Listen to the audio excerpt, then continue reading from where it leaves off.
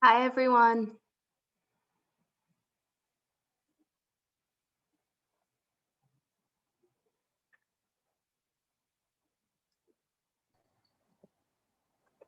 Hey guys, we'll start in 10 minutes, but I just want to.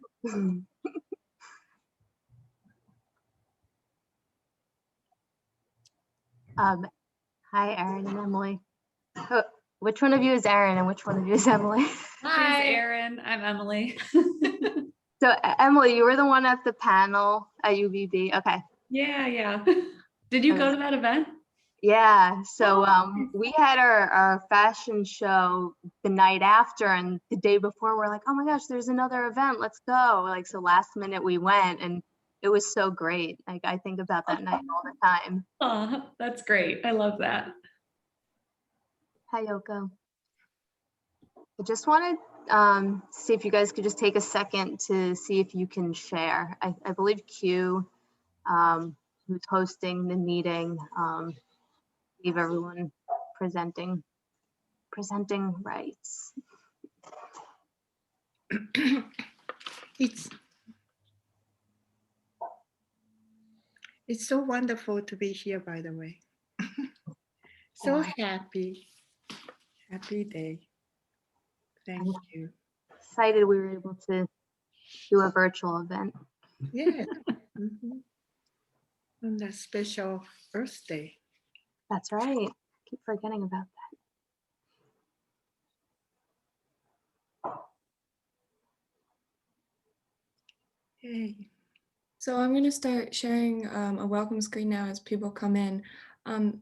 Erin and Emily, once we do the introductions, me, Q, and Iris are going to say hi, and then throw it to you just for like a quick 1 to 2 minute like about yourselves, and then later the whole presentation. So just to let you know. Yeah.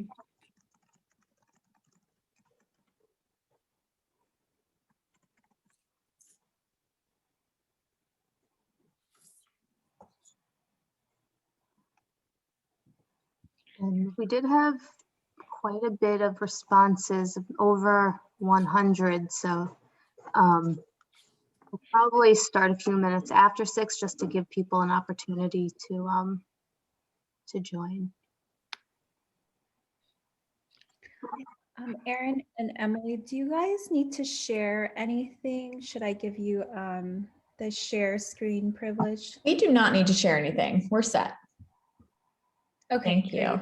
Oh, they're from wonderful.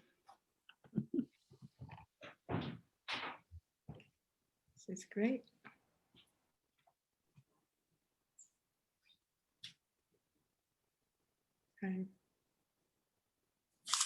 So nobody needs a password. You can just get in, right? So you don't have to help. Yeah, I made it as easy as possible to join. That really helps. Good. Yeah, no password, and everybody should be muted once they enter. Good. Wow. So you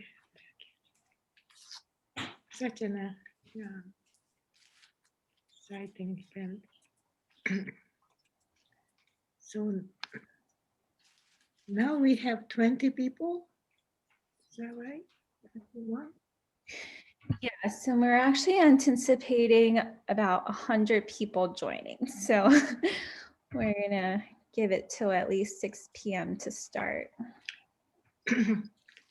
So from this area and from everywhere else. So. Yeah, I love that it's really like a really different backgrounds of people attending the event. Hello, Yoko, and everyone in Philly. It's Mariana from Media. Oh, wonderful. You're from Vermont or Maine? I am in Vermont. So great, welcome. Yeah. I mean, Q is the welcome person. I will mute or maybe you're gonna mute everyone, Q, at the start. So it's okay right now. Yeah, I mean, no, Yoko, you're welcome to chat.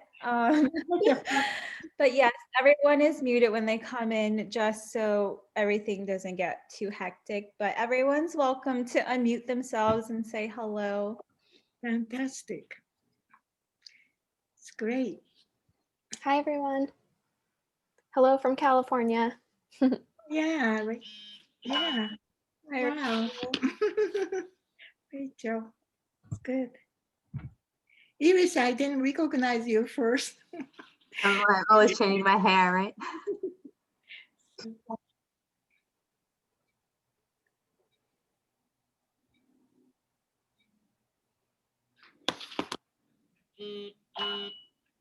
Somebody's.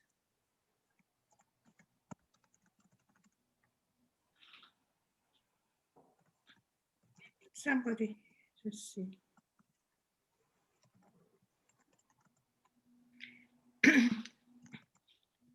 Julie said she's coming, but a tiny bit late, so that's okay. I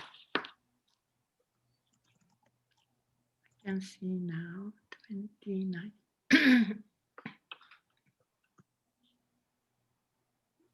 So 29, yes. I'm so excited to hear, well, we read about you in the paper, but this is the first time I see actually. So it's exciting to see you guys there. Oh, thank you, Yoko. You're famous, but You're making us feel famous. I know. Making us blush over here. well, it's a happy time to really wanted to know. So We're excited to be here. Yeah. great. Thank you. Now it's almost 30. Wow.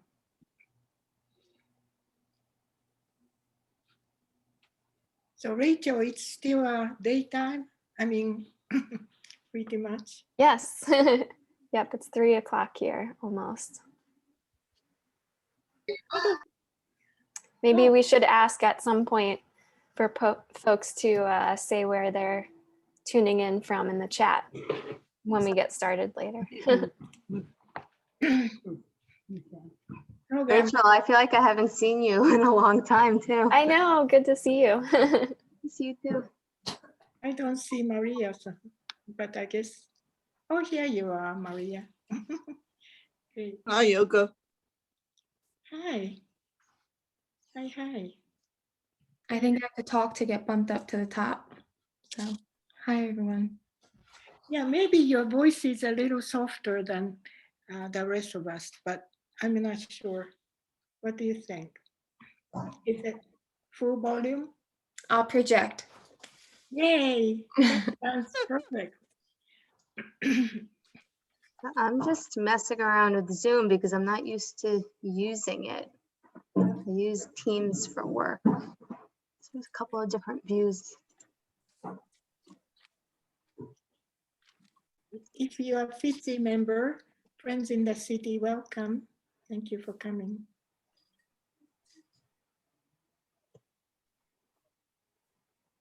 And I'll apologize right now that I have 2 guinea pigs right next to me. They make all kinds of noises. Is that Yay. a COVID purchase for my daughter? Great. Oh, we've got people from all over. Someone from New York, Indiana, Vermont, and Argentina. That's great. Argentina. Cool. Welcome. Do you think Heather from Morocco is joining us, Maria, or you're not so?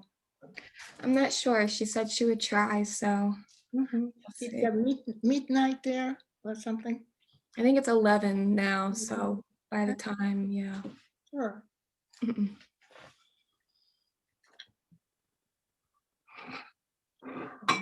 Really nice from all over. Mhm.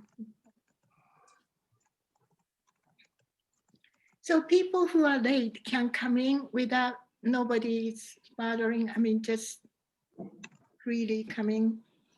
So that's one thing that's great to make it so simple. All right, so we have 46. We'll give it a couple of minutes after 6 since, like I said, there was 100 people that signed up. Mhm.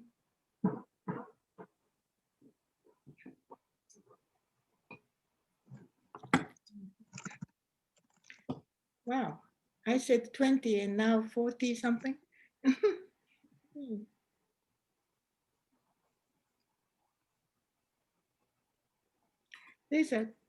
So there is a chat function. Oh, I see. Uh-huh. Oh, I see. Uh-huh. Yep. Wow. It's great.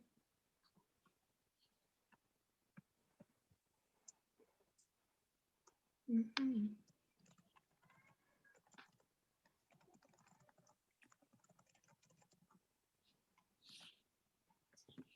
Wow.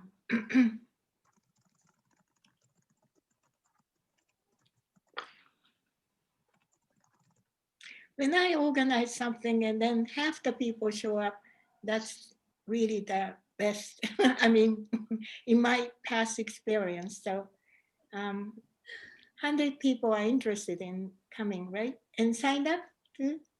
Yeah. Right, over 100. Wow. Well, I think maybe we can get started in the next minute and just allow people to come in whenever. I will. I think that's fine. Let's give it another minute.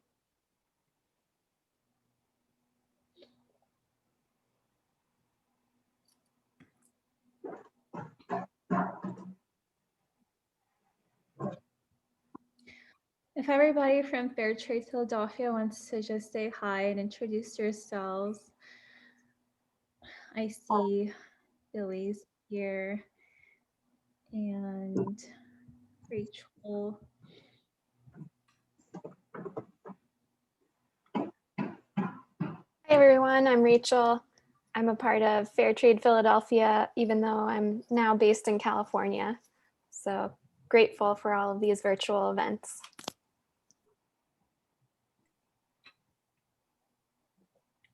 Hi, my name's Billy. I'm also part of Fair Trade Philadelphia and looking forward to this event this evening.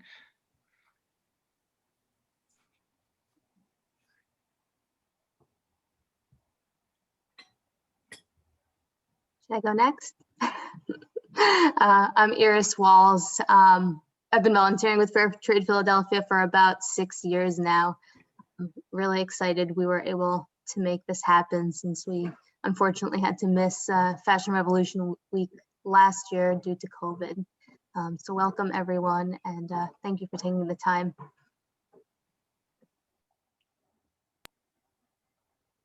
And hi everyone, I'm Q and I've been part of Fair Trade Philadelphia for 4 years. And it's just great to see like such a great turnout for having to go virtual this year. So I hope everyone enjoys the event tonight. And I guess we can just get started. Maria, if you want to kick it off. Yes, hello everybody. My name is Maria Robinson. I'm a student intern with Fair Trade Philadelphia.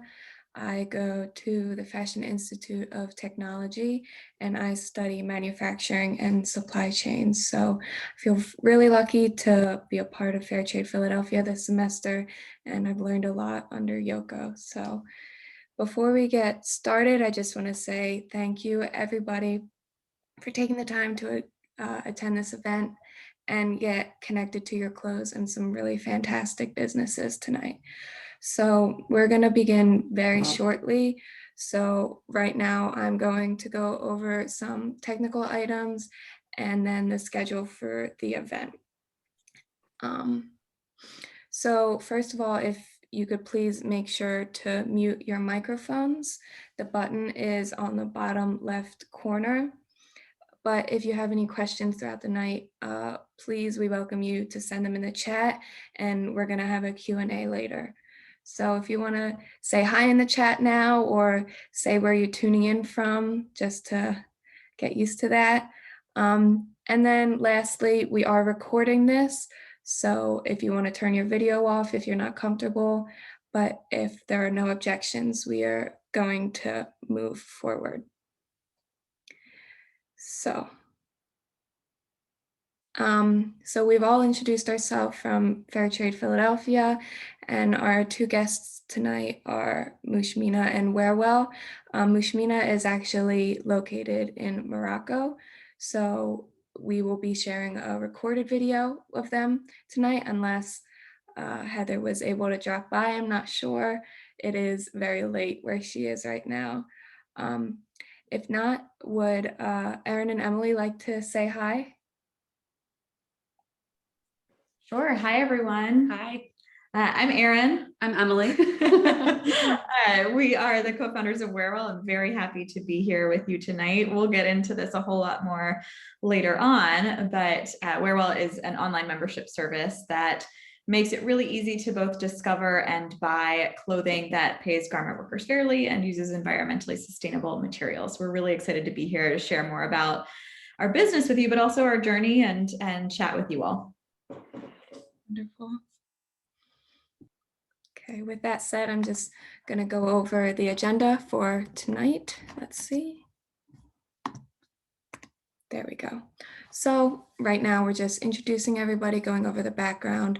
Then we're going to go over the survey that I hope some of you were able to take. And then we're going to have some great content from the two businesses we have. And then if you stick around to the end, we're raffling off some gift cards for those two businesses. So make sure you're here for that. So thank you again for being here. Right now, I'm going to talk about fair trade as well as Fashion Revolution, and really explain why they're connected and why this event has the theme, Who Made My Clothes? So I know some of you tonight are members of Fair Trade Philadelphia or other branches of Fair Trade, but I'm going to do a quick overview just of our background for those of you who don't know. The mission of Fair Trade Philadelphia is to promote the 10 core tenets identified by the World Fair Trade Organization within the Philadelphia area. So you can see them here, and I'll just read over them really quickly. Create opportunities for disadvantaged producers, promote transparency and accountability, promote fair trade practices, fair payment, no child labor, no forced labor, no discrimination, promote gender equality, promote good working conditions, capacity building, promoting fair trade, as well as respect for the environment. So Fair Trade Philadelphia was founded in 2013, and in 2015 made Philadelphia a fair trade city, which is actually the second largest in the US. So one of the major tenets of Fair Trade Philadelphia, as you can see, is fighting against child labor and forced labor. And fashion is one of the most labor-intensive industries. It requires skilled laborers throughout the whole supply chain, from cutting to sewing. In fact, garments is the second highest at-risk product category for modern slavery. So Fair Trade Philadelphia has been participating in Fashion Revolution Week since 2018. As you can see here, we've held clothing swaps, mending workshops, and most recently a fashion show. But unfortunately, we couldn't do that last year because of COVID-19. So this year we're picking it back up. So I talked about exploitation, but fair trade and Fashion Revolution actually intersect in more ways than just one. Fashion Revolution identifies 10 goals that need to be addressed in the fashion industry, from environmental actions to social responsibility and consumer behavior.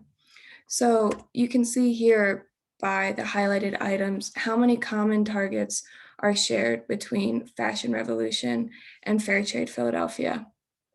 And just for your own knowledge, the 10 goals of Fashion Revolution are responsible consumption, gender equality, decent work and economic growth, reduced inequalities, no poverty, respect for life on land, respect for life below water, clean water and sanitation, partnerships for the goal, and climate action.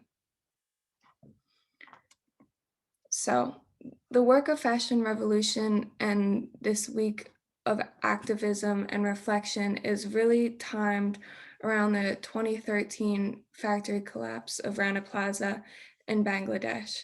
The story is really haunting. In the days leading up to the collapse, workers were anxious about cracks in the building, and the day before they were even evacuated. But the morning of the disaster, they were told that if they didn't work that day, that they were threatened with a whole month's salary.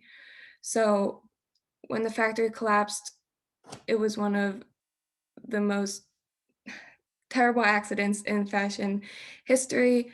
More than 1,000 workers died in the disaster.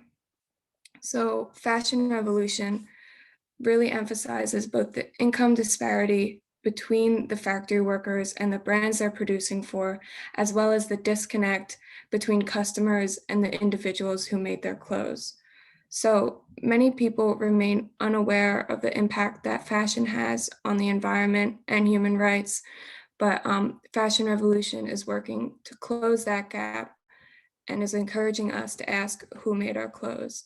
So that's our goal tonight, to introduce you to two fantastic brands and explore our relationship with our clothes through the survey that I mentioned earlier. So I'm going to throw it over to Iris, and she is going to review the survey. Okay, everyone, let me share my screen, and I promise I'm going to go through this quickly so we can get started with our speakers, which I'm really excited about. 1 second. Can everyone see my screen?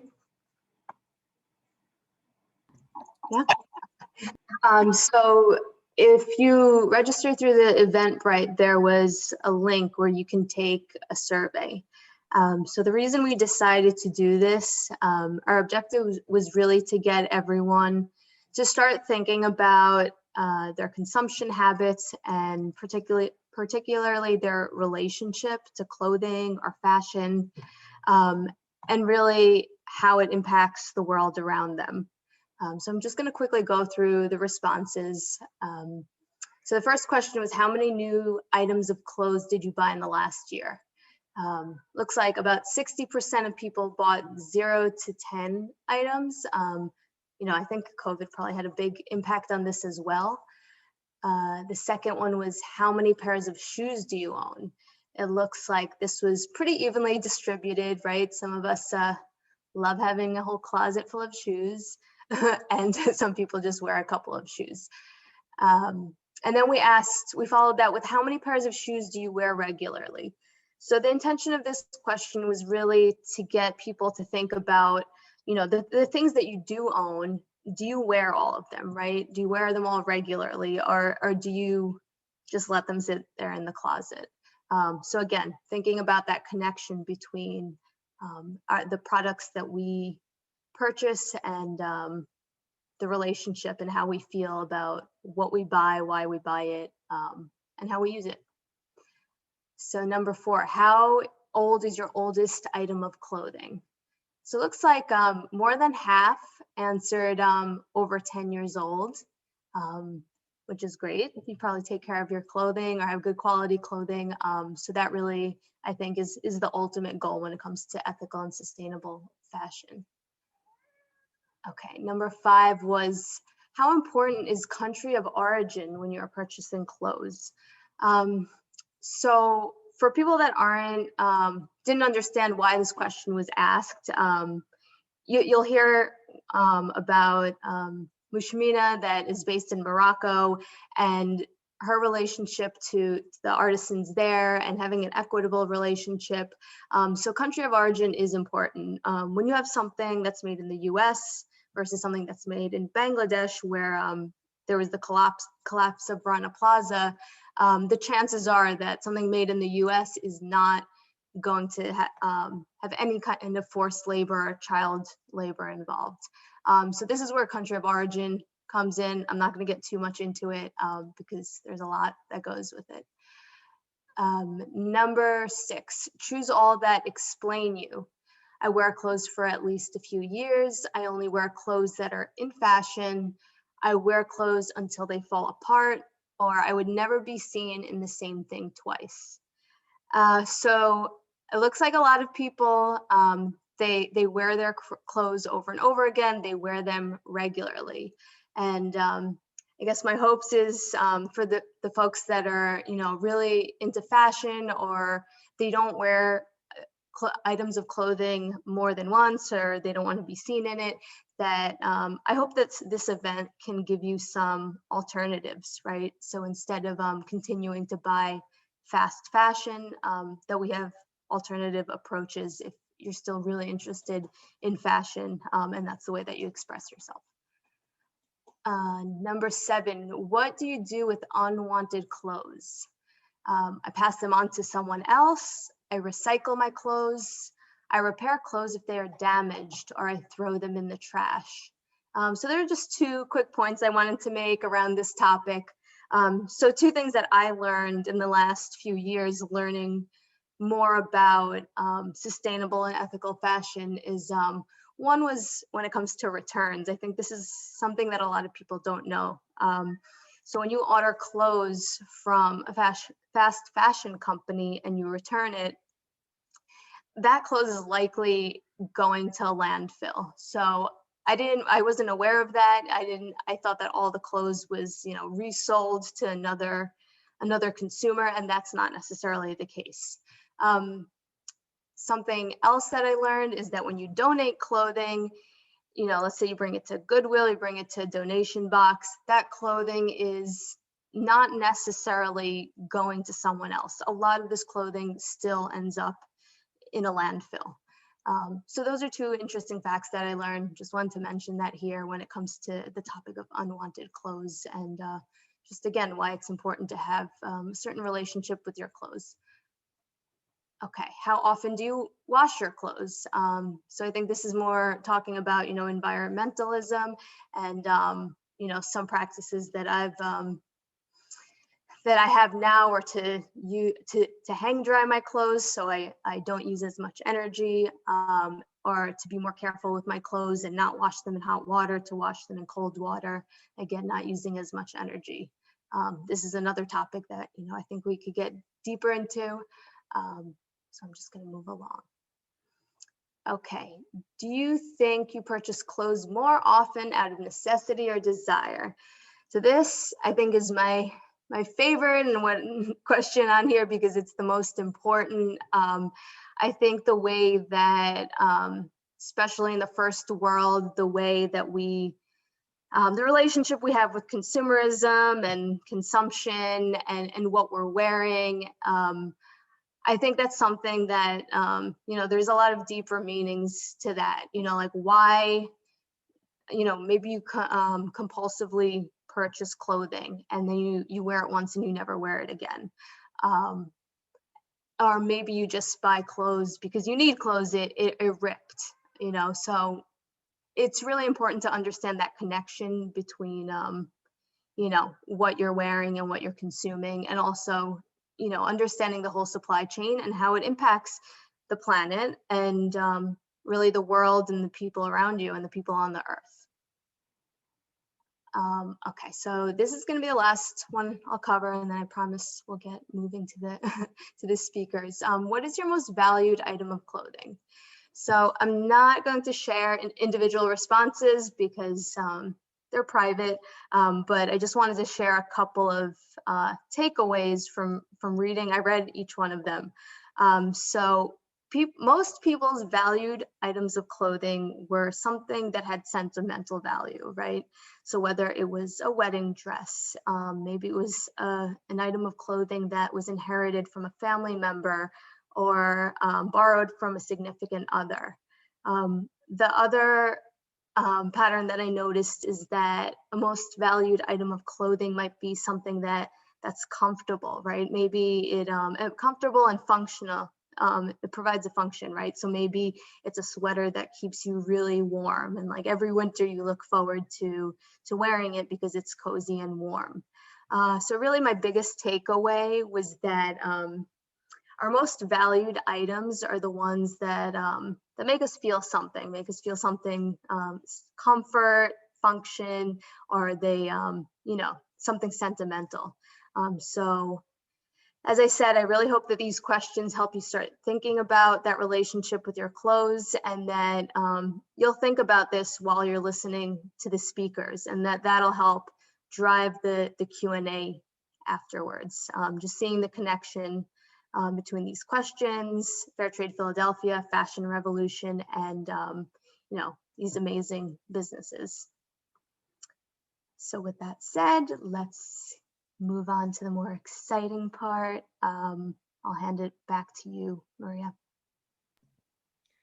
Great, thank you. So the first brand tonight is Mushmina, which was started by Heather O'Neill and her sister Katie. And they are actually located in Morocco. So this is a pre-recorded video. So I hope you enjoy. Let's see. Give me 1 second. I think I'm still seeing Iris's screen. Wonder if you have to stop sharing. Yes, here we go. Thank you, Rachel. Okay. Here we go. Hi, everyone. I'm joining you from Morocco. So we pre-recorded our interview here, Maria and I. I'm Heather O'Neill. I'm the co-founder of Mushmina. And like I said, we work in Morocco. So I'm originally from New Jersey and have lived in Morocco for the last 10 years. So I'm in my studio today here. So I have a whole lot of pillows that we just made. So I'll give you a bit of background on the business, and then I'll give you a little quick studio tour. So I guess let me start back to almost 20 years ago. What brought me to Morocco was the US Peace Corps. And I have a design background. I have a BFA from the School of Visual Arts in New York. And I worked in the design and sourcing industry in New York for a couple of years after I got my degree. And I don't know, this sort of calling or desire kept coming back up to me to work in the developing world. And I particularly remember this woman from Ghana came into the design company that I was working for at the time. It's actually a sourcing company called Material Connection. So we source materials from all over the world. And this woman came in from Ghana with potato printed textile. So, you know, an artisan product. And it was an aha moment for me, because I felt like my interest to work in the developing world and design and finding, you know, marketing avenues for products like that are something made by hand, something made by women. And that stuck with me. And I'll show you, I still have the print that she gave me. It's in a frame. So that was like a, you know, like I said, an aha moment for me of like finding my path and my calling. So then fast forward a couple of years, I joined the Peace Corps, you know, not really knowing what I was going to do, just knowing that I wanted to work abroad. And the assignment they gave me was Morocco. I mean, for a designer, this was like a dream assignment. Morocco is so full of artisan products and color, and so many designers want to work here. So it was really a dream come true. And I was assigned to a small town called Boujad that is sort of off the tourist path. And it's a town full of weavers and carpenters. So it was a real artisan town. And I'll show you, they make these wool carpets. So the women make product like this, and they still do. This is the traditional product. So my assignment was to help them figure out how to reach the export market.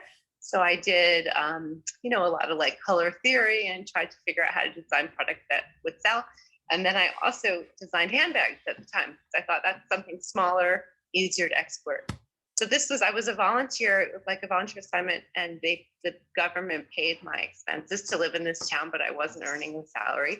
So pretty much a volunteer job, but I did learn Arabic. So I learned many things. You know, they say Peace Corps volunteers go somewhere to offer help to the population, but in the end, I got so much more. And some of the women, actually, Halima, our lead weaver, our women's manager, is still working with me today. And so she was a friend from 20 years ago, and her mom was a master weaver.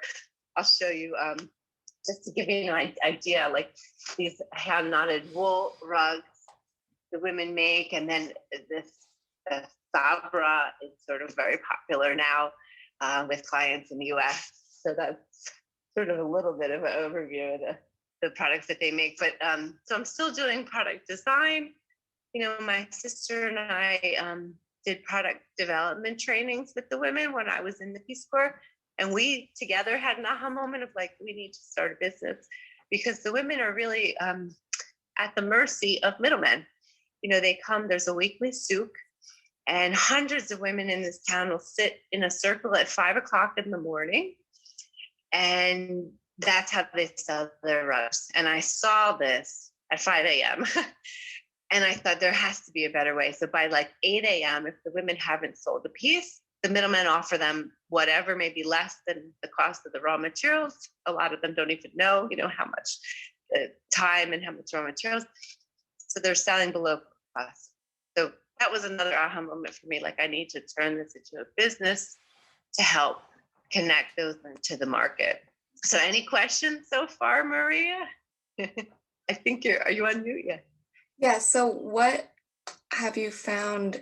Can you go into more detail about what changed since you started working with these artisans, how your model is different than what you just described? That's a great question.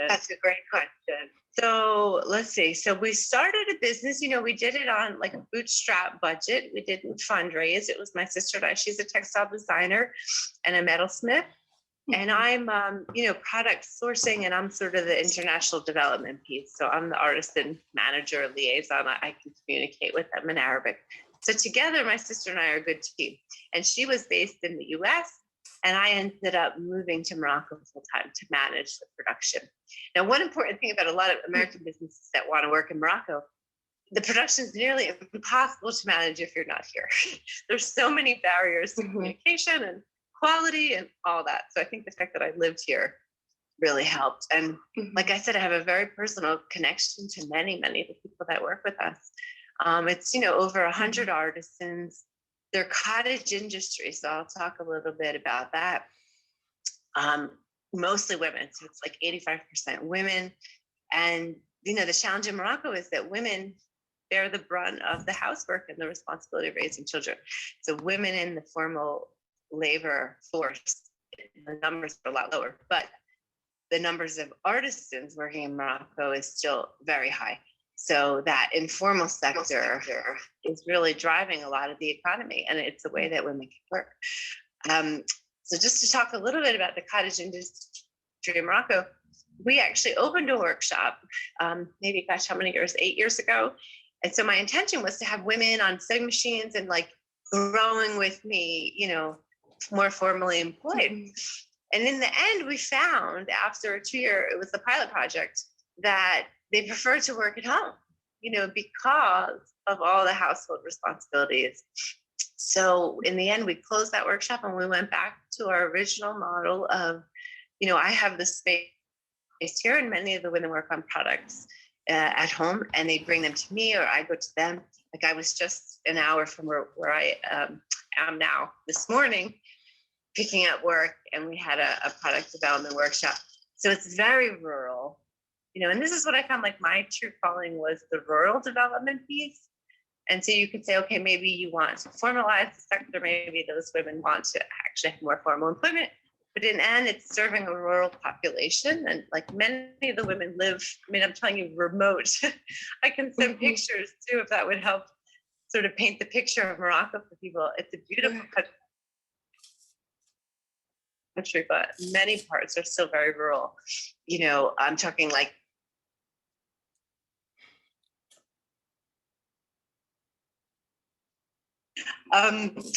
You can imagine during there you go. lockdown, my back, during lockdown, Yes. luckily we had work. We had a wholesale order that kept women weaving throughout the whole time period. So that was really, we were grateful to have that. And our lead weaver, Halima, sort of became a businesswoman in her own right. As soon as we finish an order, she sees the women are asking for work. And now because of the COVID situation, the middlemen are not coming to the souks like they were.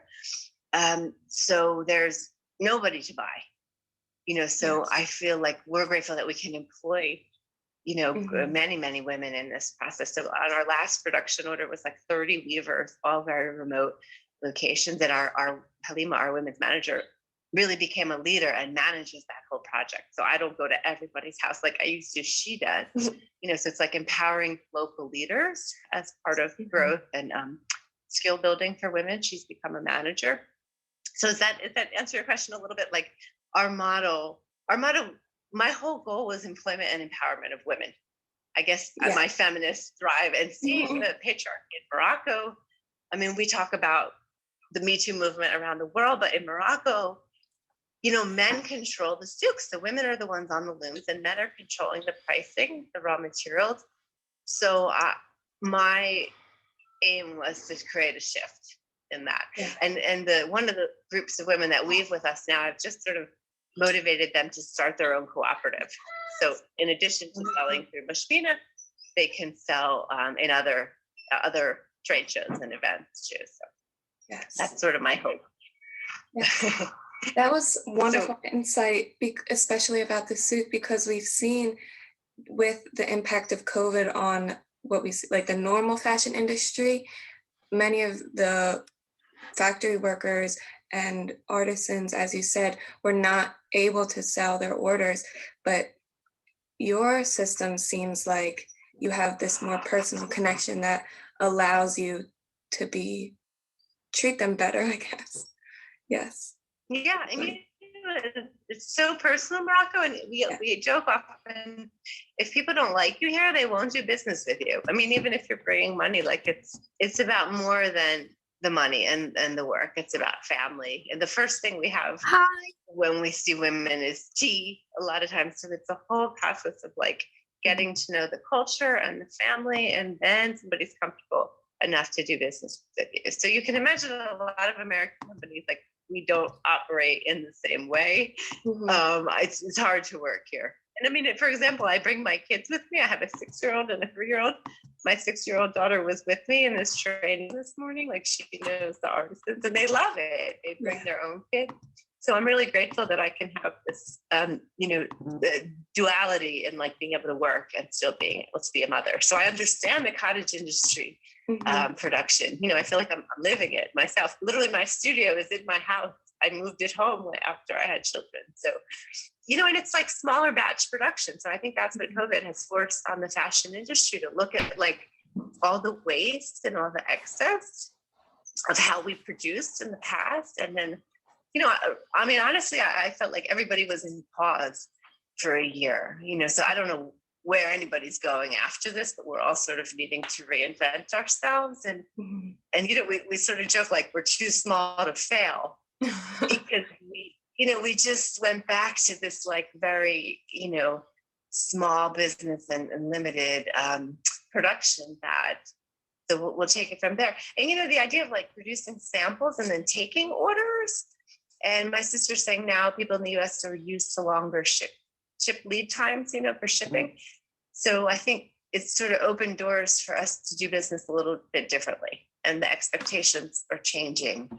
I'll show you a couple products, maybe just to sort of give you some idea. Yes, that sounds wonderful. For example, these bags, these are a rayon, they're hand woven. And they're upcycled textiles because of our rug order. We have pieces that don't meet spec or don't meet color. So we made them into bags. So they're like one of a kind. It's hard to sell online like that. It takes a little bit more effort to post pictures, but I think people appreciate the handmade, And there's a story to this. So it's like these rugs, become bags like this. This is another one. So this is like a one of a kind. And then we do these kimono pieces, and these are all upcycled textiles. So a lot of times the fabric that ends up on the market in Morocco are a lot of remnants from European companies. It's like they're getting rid of. So we buy some of those fabrics, we upcycle and reinvent them. And, it's a very small, limited production. So it's sort of what we always did. And now even more so, to see where everyone goes from there and how we use the remnant pieces too, how we can recycle and reuse them. Like for example, our fabrics, I have a whole fabric order that we make poofs and pillows with, and they were remnants from our bags, and we mix and match. I'll show you some of these pillows here, my wall of pillows.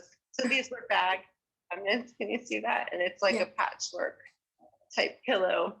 Wow. So, everything has some handmade element. Right. Our new spring pillows, these are like all done by hand. Let me show you some. These are earrings that are they're handmade buttons. That's like a traditional product in Morocco that we use for adornment for clothing. So we try to use the local craft and what's traditional to the country and sort of put a modern spin on it, but in a way that the artists are really given credit and represented in their work. So any questions at this point, Maria? Yes. So do you find when you put an emphasis on social consciousness, there is also a correlation with environmental sustainability? Do you see those things working together? Okay. I do. And, I think Morocco has a long way to go. I mean, this is a country that barely recycles.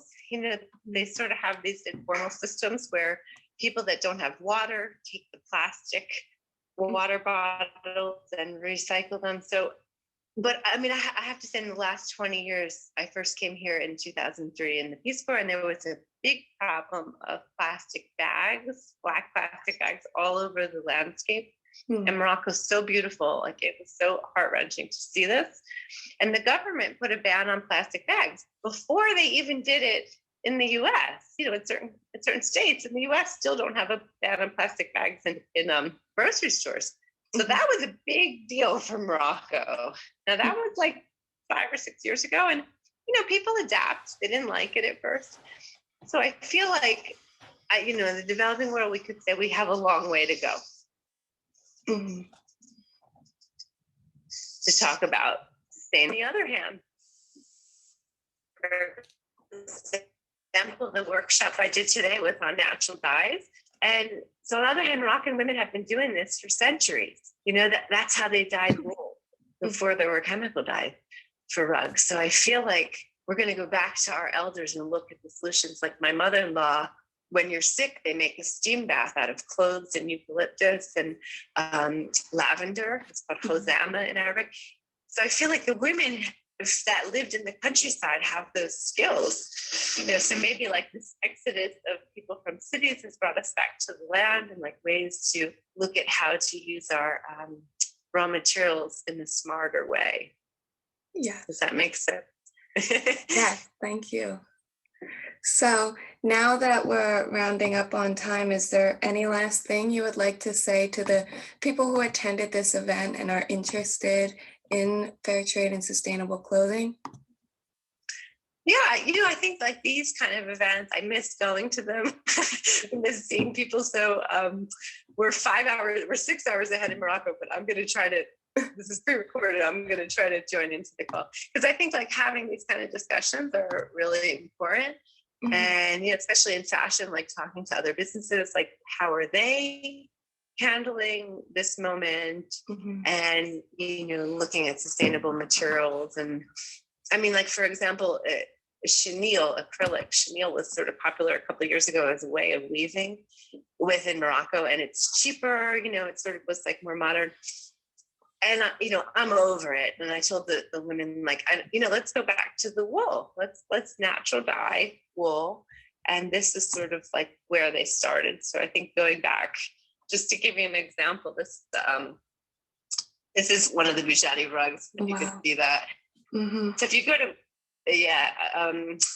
it's completely natural. It's beautiful. And I feel like, developing a consciousness about the natural materials and products and things that are naturally dyed. I feel like the market's already going that way, but maybe even more so now. So anyway, I want to say thank you everyone for listening, and check out mushmina.com. Give me your feedback. Heather@mushmina is my email. And I'm really happy that you reached out and really grateful to be part of it. So thank you.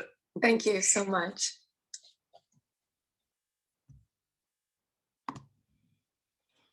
Okay, so thank you to Heather from Mushmina. I'm going to share some of those pictures that she was talking about. Give me 1 second. Boop-a-doo. And also I asked to pay attention to where your mouse is, and also keep yourself muted if you are able to. And you can always ask questions in the chat. So you heard Heather talking a lot about cottage industries, as well as the people that she worked with. This is her head weaver, Halima.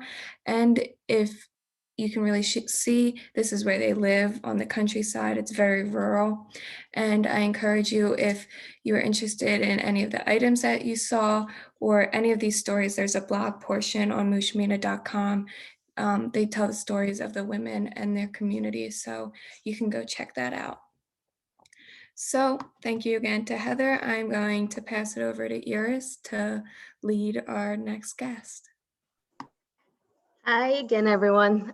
So that was really great. I remember Q and I actually attended a pop-up that Mushmina had in Rittenhouse Square, and it was really fun to look through all the products and learn more about them. But listening to this recording, I got even more detail and even more about the story behind them, which is essentially what I was explaining when I was talking about the survey results.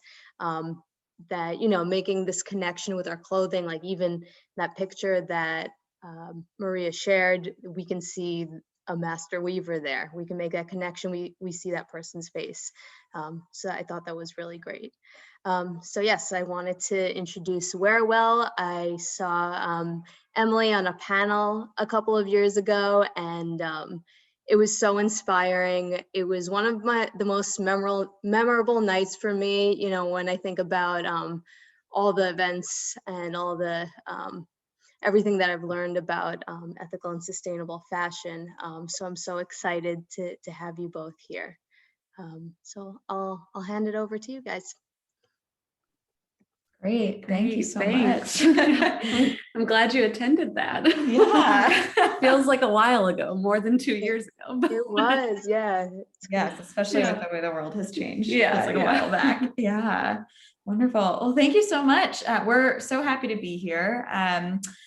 We'll dive in, share a little bit about Wearwell and what our business is first, but then we'll get to the good stuff and talk about why we do what we do, starting with how we both got into this space, and then the work that we get to do each and every day, which is make brands that are doing this hard work more discoverable, and we're really proud to be able to partner with brands that are doing that work, and excited to share more with you about that. So to give everyone a brief intro on what Wearwell is, we are an online membership service that makes it really easy to both discover and buy ethically and sustainably made clothing. So within that, you can imagine we're focused on garment workers' rights, fair and living wages, as well as environmentally sustainable materials choices, things like organic materials, upcycled, non-toxic dyes. We can get into all of that later, but I want to really quickly pull up a demo video that will walk you all through kind of a visual of how our business model works. Can you all see my screen? I see a thumbs up. Awesome. Okay.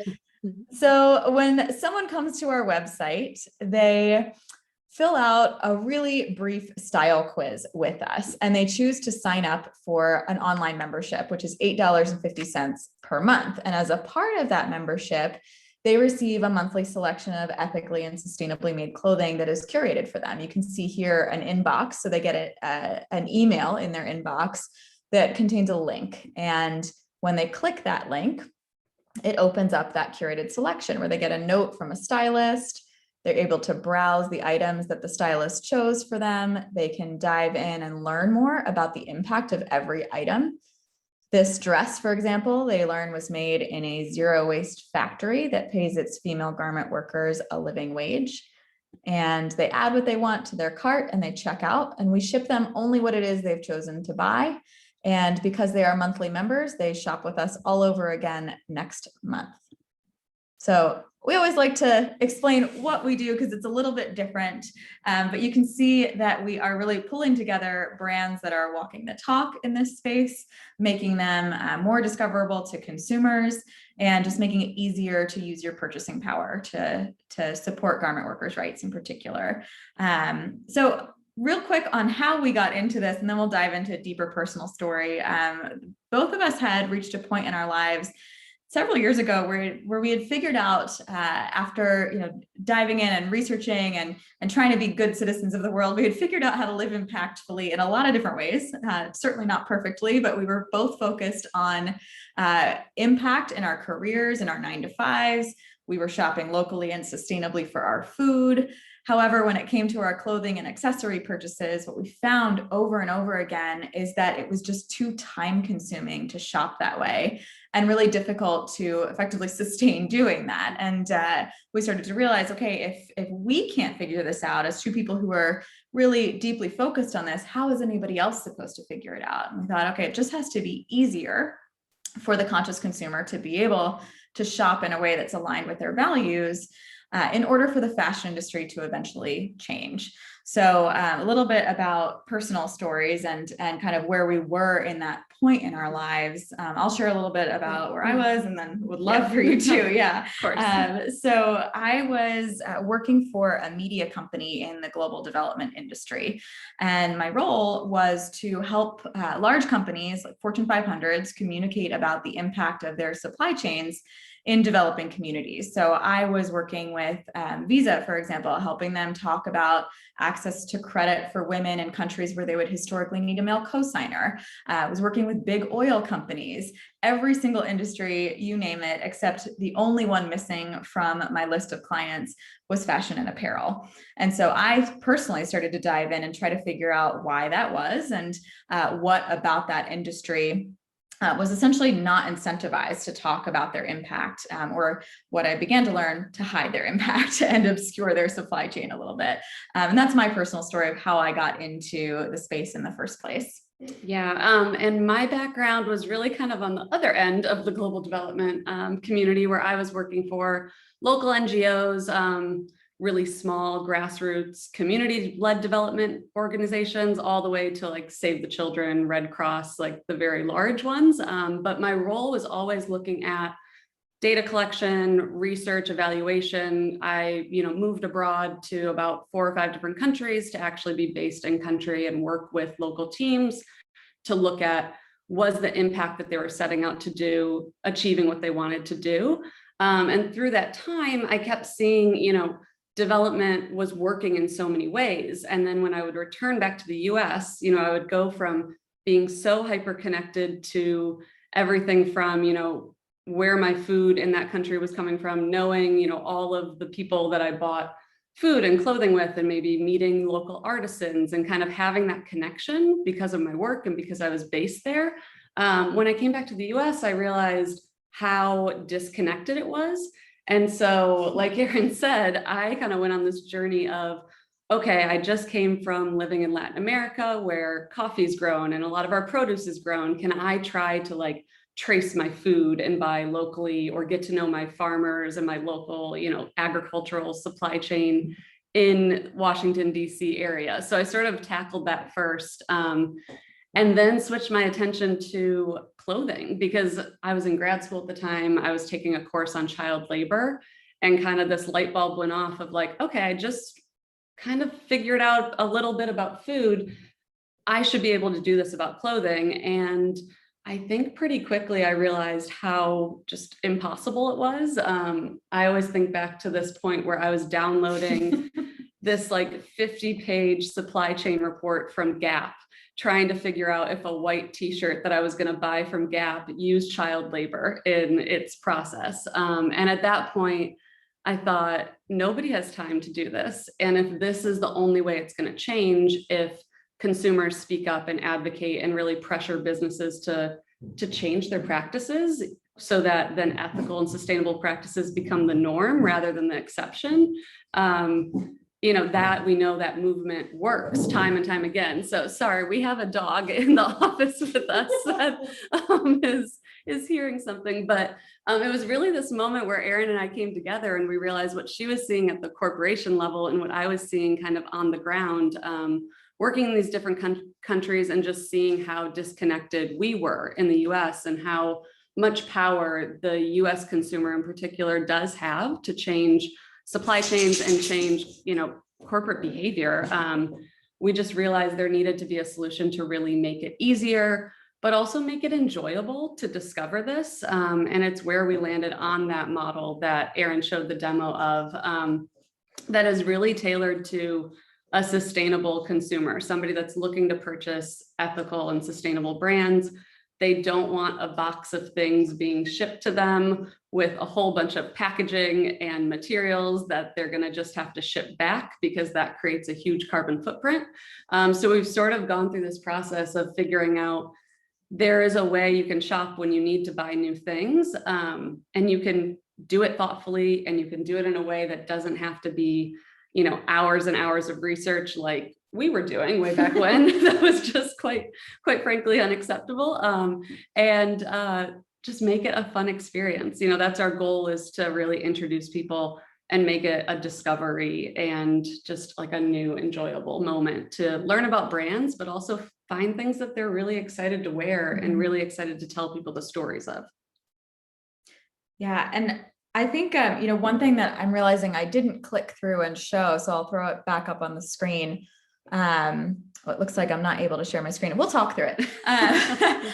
You know, it's as Emily was kind of outlining, it's a privilege for us to be able to work with the brands that make this type of impact. And so we often get questions of like, okay, how do you find these brands? Where do you find them?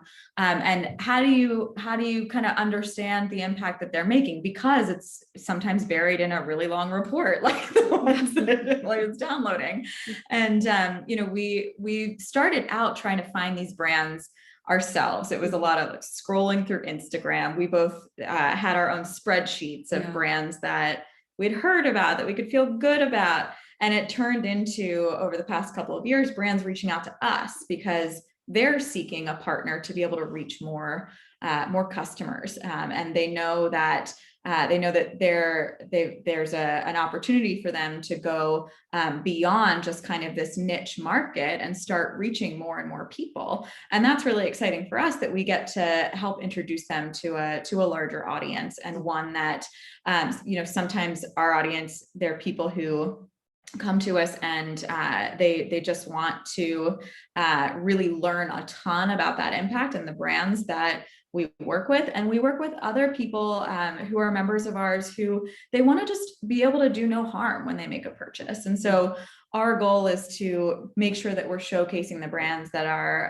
as we like to say, kind of walking the talk. And so we go through a process of evaluating them, making sure that they are paying workers fairly, that they are pursuing fair trade practices, and that they are pursuing environmentally sustainable practices as well in their materials choices. So we really do focus on the process of production rather than kind of a give back feature in any way. We really want to make sure that there's that impact in the making of the product itself. And what's also been really exciting, when I think back to like the earliest days of kind of coming up with what do we want to do, what is the solution that needs to happen, and knowing that there were brands out there, but like Erin was saying, they were really hard to discover. Just seeing the trend and the shift of consumers wanting this more and more and wanting to shift their shopping practices that way, I think is so exciting. But also to see more and more brands launching and being successful, producing sustainably and producing ethically. And it's that shift of, we were kind of searching and doing, all sorts of crazy research to track down who we could work with in the early days. And now it's brands reaching out to us. It's our brand partners referring other brands that, they know personally as designers, as makers, that, they're in country and really like have seen the work and know what's happening. And just that community that's grown over the past few years. I think, fair trade started this trend so early on, and now it's shifted and really picked up so much speed. I'd say definitely in the past 10 years, but even just in the past year, with COVID and with the shift and with everybody kind of looking to their community, looking how your life affects your community, how your purchases affect your community, to see just how many brands have been able to keep paying their workers and keep producing sustainably because consumers are becoming more and more aware of that and wanting to shop that way and wanting to kind of go that extra mile, but also just seek out all the different options that are out there to be able to spread the word, because there are alternatives. So it's kind of like that survey that you shared in the beginning was so fascinating, because we always think of it as, we're still not, like, it is a process. Like, we're not perfect in how we shop, and there's always kind of, you're searching for something, and it's just this like spectrum and process that I think everyone goes through. And it's just a matter of kind of looking at where you are and not necessarily throwing everything out and buying everything new, but saying, like, when I need something new and I don't have something that I can either borrow or buy secondhand, then in those moments, a lot of people come to us to say, okay, I need, X, Y, and Z, and we can help them discover it, so that they want to start shifting from just buying maybe a ton of stuff and just buying really thoughtfully and fewer things that are also ethically and sustainably made. Yeah, and also I think something that we've certainly seen over the past few years is sustainability has really been an entry point for a lot of people into the space of sustainably and ethically made. And because it's Earth Day, we should talk about sustainability and why that's important, particularly in relation to fair trade, just to kind of loop this all together. We know that when it comes to fast fashion, there's a mentality of disposability to clothing. And if you happen to be throwing clothing into the trash, it takes between 20 and 200 years for that item to decompose. There's methane gases being emitted into the atmosphere because of that, and leading to climate change issues, as we all know about and believe in on this call. So when it comes to climate change and environmental impact, the thing that I think we often don't always think of is that climate change disproportionately affects people who live in developing communities. And when we're talking about where garment workers often live and work, it's those communities that are disproportionately affected. And so when you think about the impact of your purchasing and the impact of your clothing purchases in particular, and the entire life cycle, you have to think about the environmental impact if you're also thinking about garment workers' rights.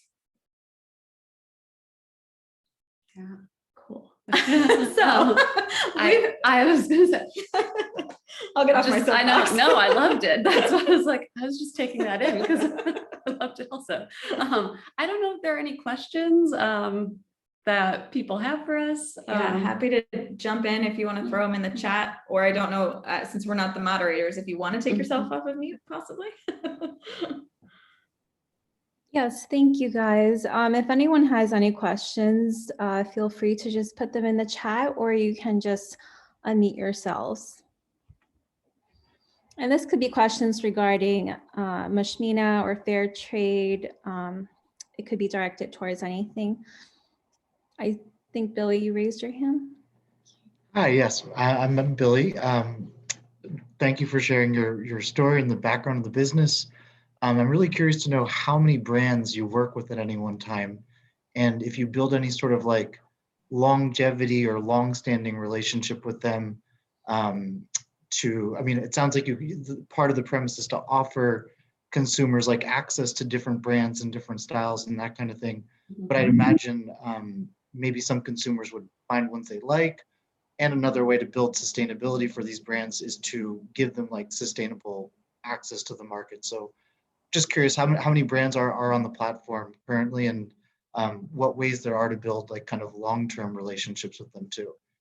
Yeah, that's a great question. We work with about 35 brands at this point, and our earliest brand partners, I think nearly all of them, like from our very first, 6 months to a year of kind of testing out Wearwell and seeing if this would stick, we still partner with them. So, our goal is to really have a long-term relationship with our brand partners. And the way we approach that is, so we're looking for brand partners that are focused on both ethical business practices, workers' rights, but also environmental impact.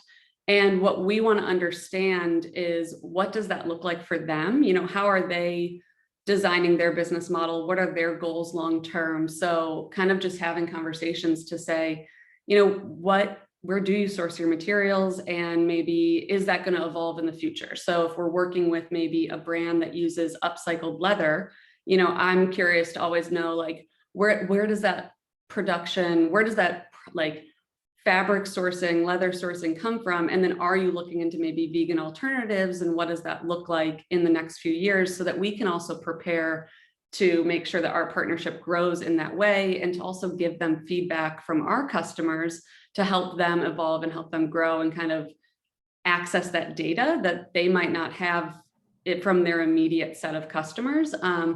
And so our whole point is to just make that relationship and make that sourcing partnership work for our brand partners.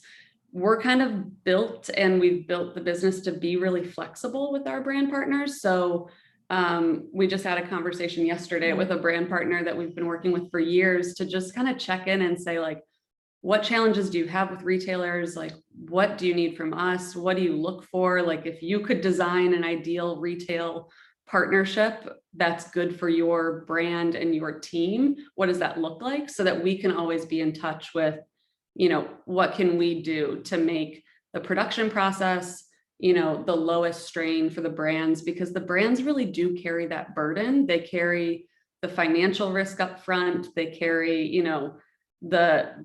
their workers and their teams are, making sure that they're paying them and making all of those things meet. And a lot of times they don't get paid by retailers until much later. So they have to kind of carry that burden for a long time. So our whole philosophy is, we want to work with our brand partners for as long as possible. And we want to make the relationship work for them, whether that's, testing new sourcing relationships because they want to see if it works, or sticking with what they know works with them. And we can kind of adapt and make that happen. As far as consumers, like our members, and introducing them to new brands, we try to roll out brands, I'd say maybe like 1 to 2 new ones every month. So we're trying to be more consistent with that this year. I think probably COVID slowed that down a little bit for us. But we're looking at, how can we keep adding new brands, and also letting our members know when we're partnering with a brand and why up front, so that they get excited to see those pieces. And also, as they find their favorites, we always want them to know who the brand is. And I love hearing that one of our members goes directly to the brand to buy more of their pieces. Like, that is for us a win. The whole idea is like that behavior shift of the consumer. So if they find the brand through us and they love what we're doing in our styling service, that's great. And if they want to get more pieces and get to know the brand even more, we love that. We actually have one longtime member that now she works at like pop-ups and like markets for one of our brand partners that she learned about through our service. And so that's like the ultimate, she loved them. They were in her city and she reached out and said, can I work with you? And can I volunteer with you? Yeah. And there's also no shortage of brands that are trying to do this work. And so the more we can introduce people to new brands, if they find ones they want to be loyal to, there's still plenty of reason to discover more. And so that's a great win-win for the brands and for us. One thing that was raised, sorry, just one quick follow-up. I think it's interesting because part of your model, you also, in working with these brands, have access to really great data with your consumers and knowing consumer preferences and all that. And you can know which brands are selling and which ones aren't. So I actually think one of the interesting things you can be doing is giving that feedback to those brands, and also hopefully over time, constituting a larger proportion of their sales, so that you can go in and be like, oh, we're seeing this trend among this demographic, and like, you know, we can anticipate this type of demand and that kind of thing. So I think that's a really unique benefit that you can bring your brand partners and that kind of information too.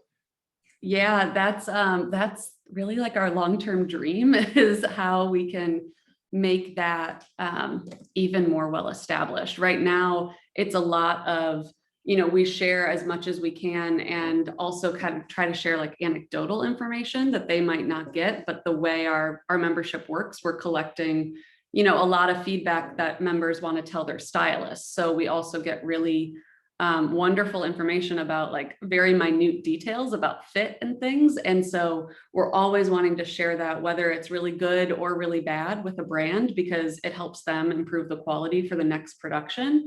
But long-term, really thinking through, I mean, you've hit it on the head of how can we make that, you know, just like a regular, consistent thing, especially for our smaller brand partners.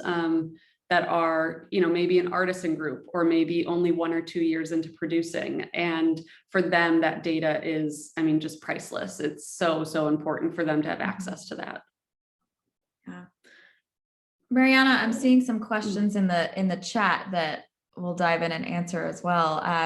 So your question about seasonal subscriptions, yeah, we love that idea. We're working on figuring out what makes the most sense. But right now, the way that we address that, and I'll step back for a moment, really we think about how can someone opt in to be a member with Wearwell, shop with us when they need to buy new clothes. So we're not trying to say you should buy every single month. Instead, we want to give people some control over when they're getting a curated selection and when they're able to shop with us. So we have a pause feature that essentially allows someone to have a seasonal membership where they're only paying their membership when they're getting a selection, and they can choose to pause for 3 months, for 6 months, for a month, because that value is really important to us. That we're not, you know, we're not suggesting that people overconsume. When they need to add something new to their closet, we hope we can help them do that. When it comes to people who don't subscribe, being able to access the stories, today you can't. We're still a very young company, and so we're navigating that right now of what we're how we want to be portraying all of this publicly. So today, when you're a member, you get product specific information, as you probably saw in that demo, where you can really dive in and learn more. And then you're seeing a lot of different brands in those selections to be able to learn about it. If you go to our site today, you'll still see a lot on our impact, what impact means to us, and a sampling of some of the brands that we work with if you want to get a preview. And I would also suggest, this isn't a plug to follow us on Instagram, but also follow us on Instagram, because we repost from our brand partners. We try kind of consistently throughout the week to make sure that we're not just reposting from their page, but also, you know, tagging them, talking about their story. So it's not necessarily like a list that you can print out, but if you follow us, we're always regularly featuring them. I also see a question from Patty about what's our size range. We offer size extra small to 2X. So this past year, we opened up plus sizing, and we were really, really excited to be able to do it. We are super, super like grateful to be working with brands that also believe in size inclusivity, and that they have been working really hard to make sure that they're expanding their size range so that we also can source from them a full size range. So the goal is also in the future, ideally, to be able to do petites, and also just keep adding more size options, because we're sitting now, but you know, if we were standing, Erin is petite, I need like long, tall pants. Like, we understand that like all of those different fit issues are so important for women. And so that's the goal, to be able to really offer more, you know, different fit options across the board. And is there men's too? Not yet. Not yet. That is also part of the plan in the future. It's been really interesting to see that since like our very earliest days, this has been a question, but especially in the past year, we get it more and more and more of, is there men's? And we've started to get, you know, do you offer children's clothing? Which for us is just kind of that indication of a shift in overall behavior of how people are thinking about shopping. But We do have some brand partners that offer men's clothing. So the two that come to the top of my head are Toad & Co. and Synergy. So we always kind of refer people to them, and Outer Known. I'll drop them in So the chat. we'll drop them in the chat. Those are 3 of our brand partners that offer, I think all 3 of them, if they didn't start with men's clothing, it's been part of their offering since the beginning. So they have a lot of different options. What was the third one? Outer Known. Thank you. I'll just ask a question related to that. So obviously you're trying to run a business, and like, what would be the best way for people like us to let you know, like, you know, like I'm petite too, and I know like Billy's been asking about ethical men's clothing for years. So, you know, like, how can we help you be more informed about what we're looking for? Because I guess that's like part of it too, right? That you have like a market, and that you can provide that for them. So what's the best way for an individual to let a business know about that? Yeah, That's a really good question. it's a great question. I think, you know, we can answer that for us, but also for other businesses too. So especially because it's Fashion Revolution Week, that's an important piece here, right? So for us, fill out a profile if you are within the demographic that we serve today. If you're not, stay tuned, subscribe to our emails. And if you're looking for men's, let us know. Billy, we already have a +1 from you for men's, so thank you. But you know, getting that information of what people are looking for, really for us, we capture that through the profile process. And then if you are a member, we capture it often in the feedback process as well. So we try to build it in so that it's something that's part of our system and part of our holistic view of the business and where we need to shift to meet demand. And that goes for not just sizing and who we serve, but also like the type of impact that you care about. So when you're filling out your profile, we ask you what you care about most, and you're able to kind of note that there, where we can take that into consideration as we think about how to best serve our entire group of customers. When it comes to larger brands and like how to ask them, this week is a really important week to be emailing them. If you're on social media, post about them and ask them with the hashtag "who made my clothes." But really, you know, you want to be emailing them and saying like, hey, this is important to me. Fair wages and sustainability are important to me as a consumer. Who is making my clothes? What are you doing about workers' rights? And then follow up if they respond and ask them something more specific. That's the only way they know that their target customer cares about this kind of thing. Yeah, that's great advice. Thank you. Okay, another question. Would you ever consider offering family plans in the future? Ooh, I For like that example, idea. if you shop for you and your significant other, or would you each have to make a separate? Oh, I love that idea. Yes, we're writing it down. I'm writing it down, Ifra. Thank you. That's a great idea. I mean, we're probably not the standard, like we're not a large business. And so for us, it's also things like this where, you know, talking to people and at a certain point, like either we get a really cool, interesting idea that we're like, let's figure out if we can do it now, or if not now, when, or can we survey our members to see, like, do they also want that, to know also where to prioritize it. But for bigger brands, we get it. It's a little bit harder, but I would say this week, email brands, but also email brands year round. You don't have to keep that to just this week. I think, you know, social media is really powerful, but reaching out, you know, to customer service, as the person that does a lot of our customer service, like that, those messages get read by somebody. And so that's a really great way to reach a human who will read your message and will reply, you know, just to you, whether it's because you have a new idea to share that you think would make that brand even better, or because it's a brand that you kind of question what they're doing and you want to call them out and you want a little accountability there. Yeah. Okay. So we have another question from Yoko. Tell us about your customers. What do you know? Oh, this is a good one. Do you want to go? Sure. Okay. So Yoko, our customers, they are all over the map, literally and figuratively speaking. However, many of them we find are millennial women. They're usually between the ages of 30 and 39. However, we serve women who are 65, 70. We serve women who are 19 and 20. So, you know, those are the age ranges.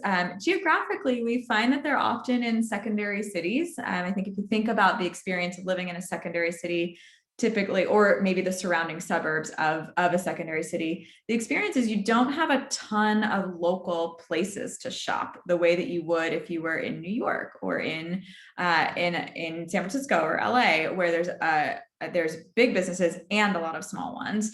And instead you're kind of left to shop at, you know, Ann Taylor because it's down the road at the strip mall. So we're really, you know, finding that there's a unique group of customers for us who want to find products that aren't like everybody else's and that have a beautiful and unique story to tell. And we find that they're often people who, again, like I said, are located in secondary cities like Minneapolis, Raleigh, Philadelphia, of course, since we are sitting downtown on South Street right now. But they're also, they're typically, because of the value that we bring to them, they're also typically really busy people. And I put that in quotes because what I really mean by that is they're focused on building a career. They're focused on raising young kids. They're also trying to stay engaged in social justice issues across the board in their life. And so our goal, again, is just to make this an easy decision for them to make an impact with their purchase. Okay, and we have another one. Oh, also you could curate secondhand. That would be another step towards sustainability. Yes, we actually just launched this, not officially, but we kind of are testing it. Pilot right now. It's in pilot, I guess, where our current members have access to our new secondhand program called Wear Well Again. And we're going to launch it kind of more officially to sort of our wider audience, probably in the next month. We're just trying to see like, what's the process of receiving secondhand pieces and turning them around. But the whole goal is, if you buy something from Wear Well, if you're a member, or you buy something through our marketplace, which is, you don't have to be a member to purchase through our market, and you wear it and you love it for a while, and at a certain point, you're like, this is no longer for me, and maybe you try to give it to your sister and she doesn't want it, and you're looking for somewhere to donate it that you know it will get put back in circulation and have a second life. You know, we're now asking people to send things back in exchange for, you know, we want to do a free shipping label, give people a discount code for a future purchase, so that it's as easy as possible. And then all of those secondhand pieces will get put in circulation for our stylists to be able to put in member selections. So the big goal long-term is that somebody will be able to join and say, I only want to shop Wear Well Again secondhand pieces, so they can actually get a selection of only secondhand pieces.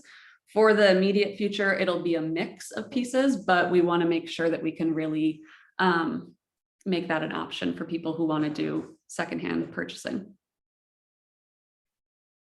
I'm seeing a couple other questions in the chat. We'll drop our address, our URL in the chat as well.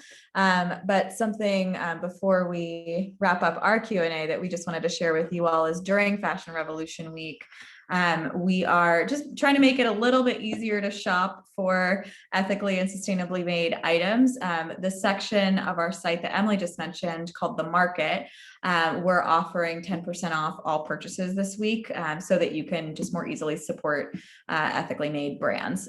So I'll drop both of those web addresses and URLs in the chat. And then it looks like we have some questions around Philly free trade. Or fair trade. Yes, Philly Fair Trade. Well, before we begin, I just want to thank you guys for attending this event, and thank you to Wear Well and Rashmina and Fashion Revolution, just creating, you know, the awareness of sustainability. And if you guys have any further questions, you know, we'll provide all the information in the chat, but I can hand it over to Billy to speak more about Fair Trade Philadelphia and how you can join. Just for the sake of time, we can just run through that really quick, and we will have our raffle at the end. So if you guys want to stay for that, just stay tuned. But otherwise, if you need to hop off in 10 minutes, that's totally fine. Cool. Thank you, Q, and thank you everyone and the WearWell team for joining. This is a really great event, and also want to thank Iris, Maria, and Q for doing a wonderful job organizing this and preparing all the survey. We started doing Fashion Revolution events back in 2018 when we did a Fashion Revolution Bazaar in the basement of Chapter House Cafe, probably not too far from you all on South Street. And then we were able to go to 10,000 Villages and do a fashion show there. And then of course, COVID hit, but we're really happy that we've been able to take part in Fashion Revolution again this year. And I'm really exciting to see some local brands talk with us about what they're doing here. So that's been really great. So thank you for that. We also want to highlight too that this event was put on by Fair Trade Philadelphia, which is an organization, as you can see, of different individuals and people who are engaged with wanting to support ethical consumption in all facets of life, not just fashion, but looking at food and other things. And we come together on a monthly basis to figure out ways that we can improve and get more people engaged with a fair trade economy and get more people engaged with fair trade consumption, and really just be a community for people to come together and to talk about these types of things, you know, kind of more in a formal sense of actually talking about these issues, or an informal sense where we get together and, you know, talk about products we like and things like that.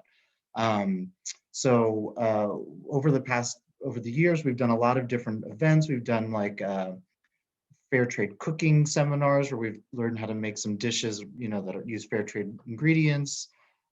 We've done our own kinds of marketplaces too, where like WearWell, we've had booths set up at different events and fairs, and we've supported some of our local fair trade business partners there to get them to the local market. So not too different actually in that regard. Gosh, what else have we done? The fashion show, different speaker events, lots of different things, again, just to promote fair trade and to provide a community for individuals who want to be engaged with others who care about these issues a lot. So obviously, since COVID's happened, we've been doing everything online for the past year. Unfortunately, we've been able to take the community that we've had in person and translate it to online, you know, through events like this and through Zoom. If you'd like to get more involved, the easiest thing is to sign up for our newsletter. And I will share the link for that. But we send out a monthly newsletter about different events that we're planning and different activities that are happening. And we will also like to start highlighting more fair trade businesses that are local so that we can, again, guide you to supporting more of those types of businesses. And we also have a Slack, which is our online community, where if you actually want to get involved with the organizing efforts, like Maria did a great job in organizing, we had a Slack channel, which is like a online message board where people can come on, create a username, and you can be involved with all the different organizing. We create different Slack channels and conversations to get people talking about different issues and to do the planning around these types of events. So we'd also encourage everyone to join Slack. If you're not familiar with Slack, we do have some instructions to help you get used to it. And we've hosted some like how-to seminars of how to use Slack. So we definitely want to get people comfortable with it, because particularly as we are not able to meet in person, Slack is the best platform we have to engage with our community and really just do our organizing. So if I can share my screen really quickly, Q, I will just show everyone where they can go to sign up for these resources. Great. Okay, so for those of you who don't know, we have a website, fairtradephiladelphia.org. And when you go to the website, we have a Get Involved page. So you can navigate to the Get Involved page over here from the menu. And when you come down here, you'll see, first off, you can always email us at info@fairtradephiladelphia.org. You can certainly follow us on Facebook. And then here's how we'd love for you to get involved with us on Slack. So I will show Slack to you if you've never seen Slack before. It's a great program. So here we have all of our different channels here's where you can see where the fashion revolution planning was happening and follow the conversations there. We have our general body where we post about things that are happening. And here you can see Member High was featured in the Inquirer recently for the Philly Tech Cycle program. We're not seeing the Slack You're at not the seeing moment. it? Oh, okay. I think we're just seeing your browser. Perfect. Let me just reshare that one then. Thank you. Are you seeing Slack now? Yes? Okay, great. Yep. So now you can see Slack. So this is the platform we use for all of our online organizing. And I was saying there's different channels for the different events that we and programs we do. So here is where everyone was organizing for this Fashion Revolution event. And then, like I said, we have this general body, and here again is Member High, who has initiated a program called the Philly Tech Cycle, which we helped incubate, and he's been collecting used laptops, refurbishing them and providing them to individuals who need them. And he was just featured in the Inquirer, so that's great. So we would encourage everyone who's interested in getting involved with the organization to join us on Slack. You can hop on as frequently or as infrequently as you'd like, but again, this is a way to follow all of the different kind of organizing and projects that we're working on. And again, if you're not ready to use Slack, I would just encourage you to sign up for our newsletter, which is again back on that Get Involved page, and that'll just give you kind of like a monthly digest of the things that we're working on. So again, thank you so much to Maria and Q and Iris for organizing this event. I think it was a great success. Big round of applause to you all. And again, thank you to the Wearwell team. But I think now we'll pass it back to you all because this is the exciting part where we can do the raffle. So Maria, back to you. I'm actually going to do the raffle.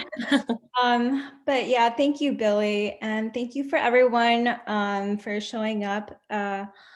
So the way that we're going to do the raffle is I'm just going to use the random number generator on Google based off of our registries on Eventbrite. So just bear with me because that was the best way that we could come up with a list of all the participants, and some of them may not be here. So just bear with me if the person that I call out is not here, then we'll just move on to the next winner. But the prizes are going to be a total of 8 $50 gift cards split among the two businesses that we have as our guests tonight. So 4 gift cards from Mushmina and 4 gift cards from Wearwell.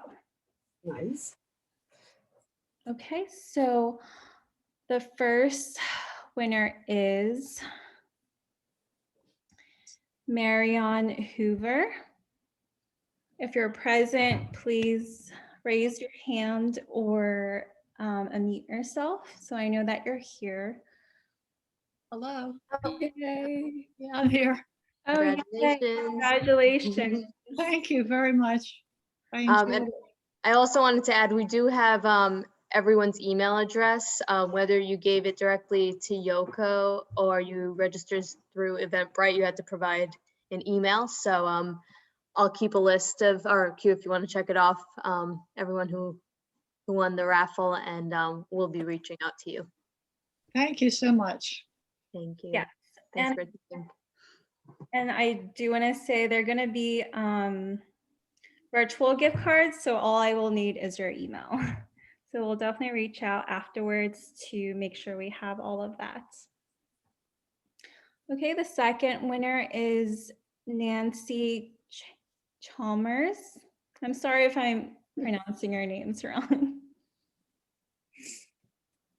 Nancy, are you here?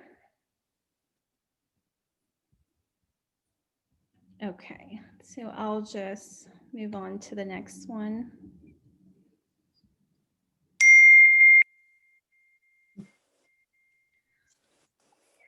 Next winner is Alexandra Donofrio.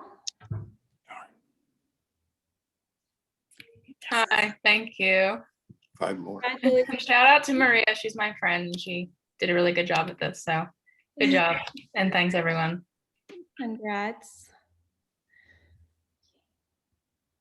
And then the next winner is Eileen Goldman.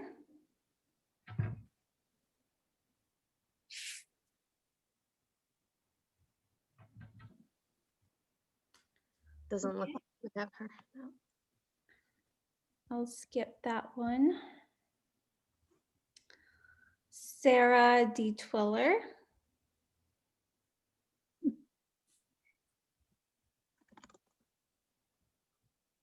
No? Okay, I'll skip that one. Bear with me, guys. Okay. Zoe McKenzie.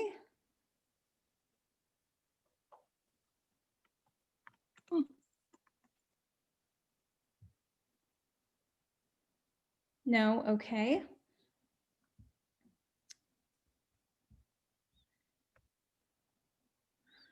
Sally Rosenthal. Well, thank you, but I really just wanted to come to the program. I'm so impressed with what all of you are doing, and this was a very well done program. Thank you so much. Thank you. Congrats. Thank you.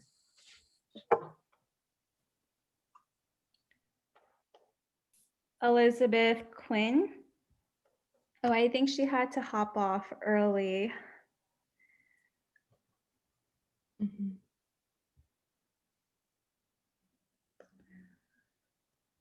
Okay. Sarah Graham.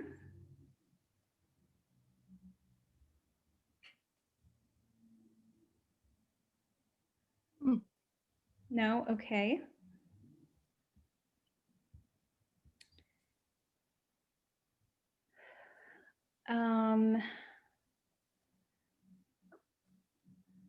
D7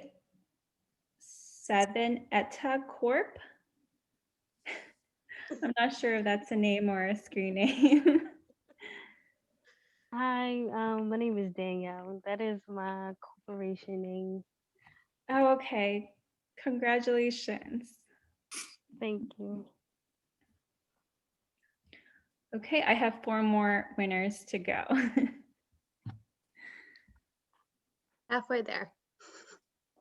Julieta Pensado.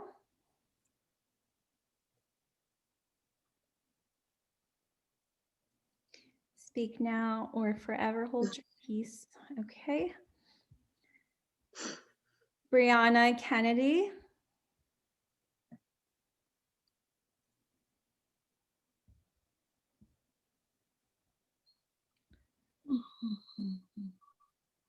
Laura Sampson.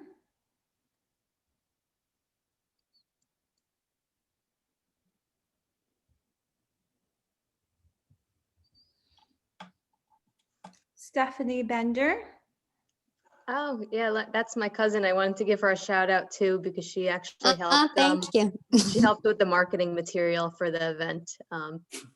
Oh, awesome.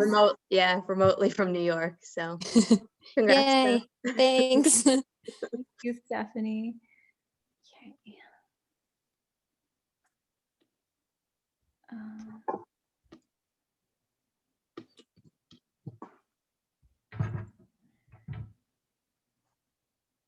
Clara Tembra.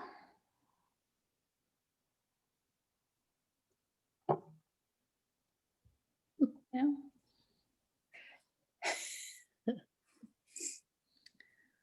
Okay. Shelley Montz.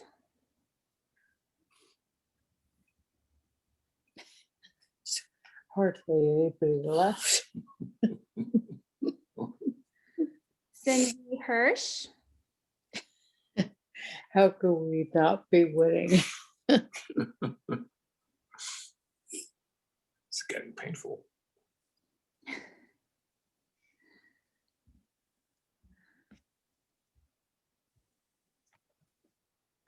Beto Yiman. Betty. I'm here. You guys. Congratulations. I'm sorry. How's everybody? Hi. You guys did a great show. I really loved it. But Thank yeah, I won. for showing up. Yeah, thanks for your help too. No worries. I'm glad. I did nothing, but I'm glad I helped a little bit. Okay, and our last winner is Jean Haskell. Jean Haskell. Sorry. She's from Grammys. Are you here?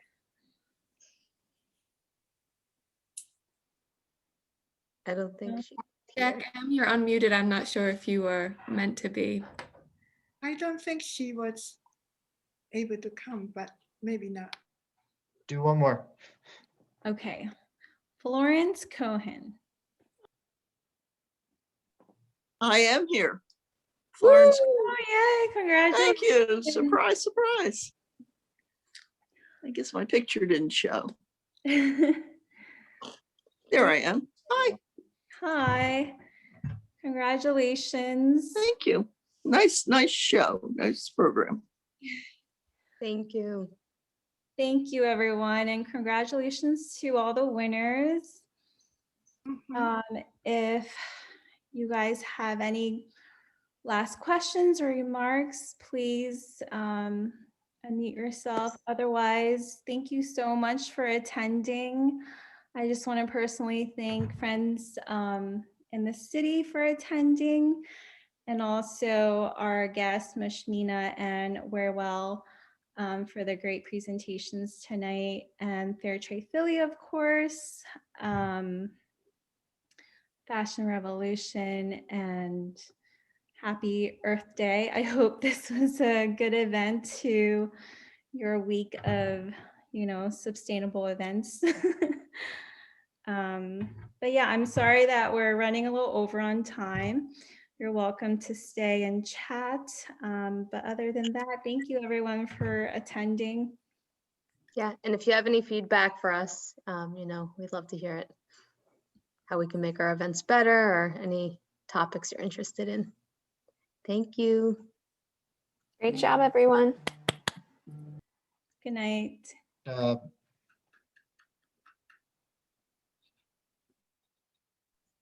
Can't believe that I did.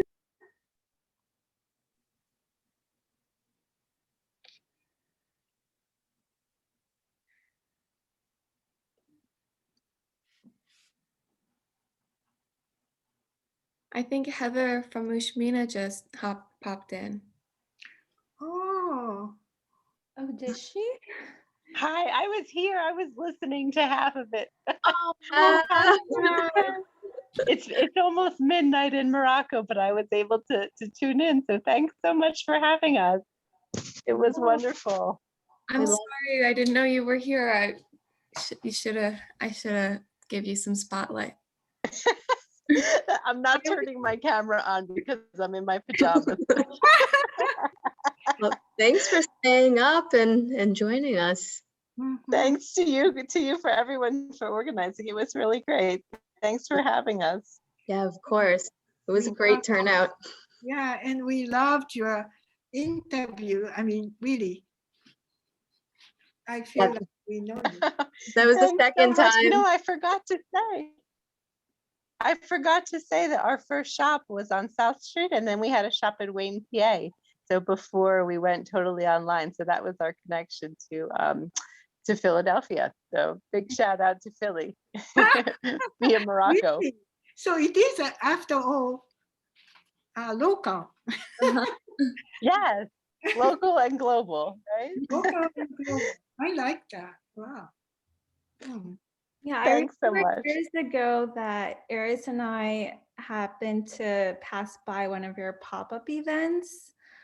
I forget where exactly it was. It was on Rittenhouse Square. Oh yeah, you probably met my sister Katie. Yeah. Would run a lot of those pop-ups. Yep, and We she did. actually went she went to University of the Arts. And I actually started at Drexel at Nesbitt Fashion Design School. So our connection to Philly is strong. Very Oh, cool. wow. Drexel. Yeah. Yeah. So thanks everyone for joining. I'm going to sign off now. My kids are sleeping here next to me, but it was really wonderful. Thanks, Heather. Thank you so much. Bye-bye. Bye. Good night. Wow. I was just catching up on all the comments, but We had some troublemakers. What the heck? Yeah, what was that about? I'm not gonna lie, I could not stop laughing when there was this, I'm like, what's going on? Also, was there like a group of Italian students or something? Maybe that's who they were. They were like Zoom bombing, I think they call it. I don't know. I heard one of the girls speaking Italian. Yeah, stop the recording. That's a good point.